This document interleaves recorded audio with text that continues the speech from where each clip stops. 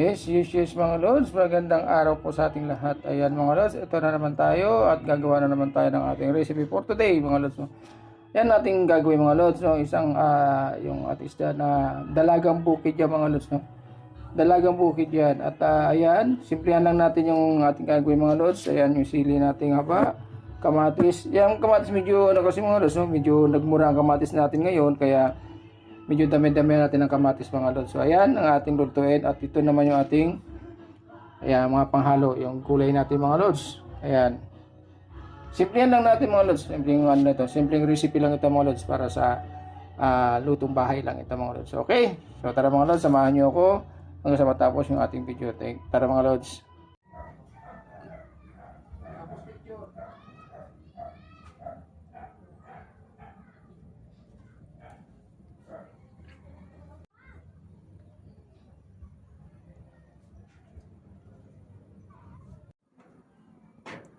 So ayan mga lods, yung ating sabaw mga lods, nilagay natin lahat, sibuyas at yung kamatis mga lods. Ito naman yung ating siling haba mga lods. Yan.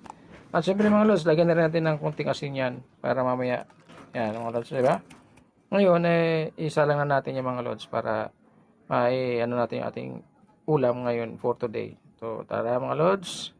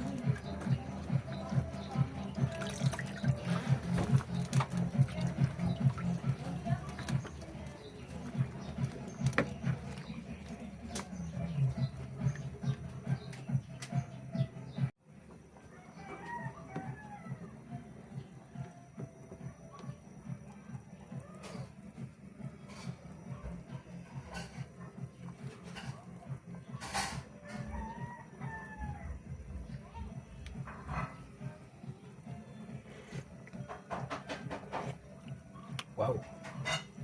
Ayan mga lods. Sakto lang timplada natin. Okay. Thank you very much. Thank you for watching mga lods. Ayan ang ating ulam natin ngayon. Ayan. Ayan. Napakasarap. Thank you for watching po. At thank you sa lahat.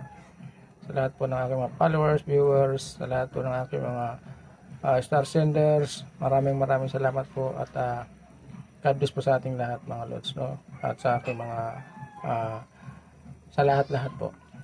Bye bye mga lods.